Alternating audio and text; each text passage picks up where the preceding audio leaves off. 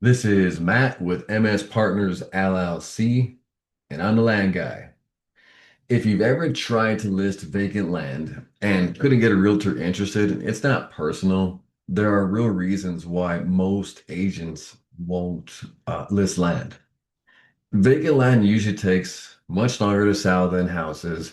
There are fewer buyers, fewer showings, fewer financing options. For a realtor, that means months, sometimes years of work for much smaller commissions compared to selling a house, right? Houses typically are worth much more than land, so the commissions are going to be much higher.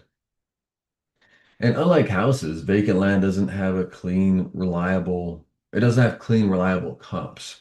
No square footage, no bedrooms, no bathrooms. It's not quite the same when you are trying to compare apples to apples.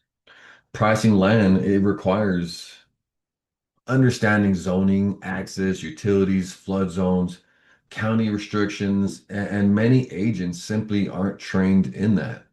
Um, just for example, access is extremely important, and if you don't understand that, well, it could be a big problem in your valuations. Most buyers can't get traditional land financing for land or traditional bank financing for land. That shrinks the buyer pool significantly and it slows down sales even more. So, land deals, they fall apart over things like failed perk tests, no legal access, utility surprises such as, oh, it's going to cost you $40,000 to pull power from that pole a quarter mile down the road. County restrictions. It just means more canceled contracts and more lost time for that agent. So they're not being bad or lazy. Many are excellent at selling homes. Vacant land is just a very different niche that requires specialized knowledge and patience.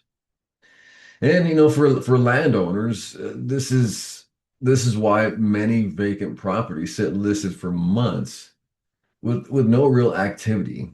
And that's why many landowners choose to work with cash buyers. And it just really just depends on their situation and goals.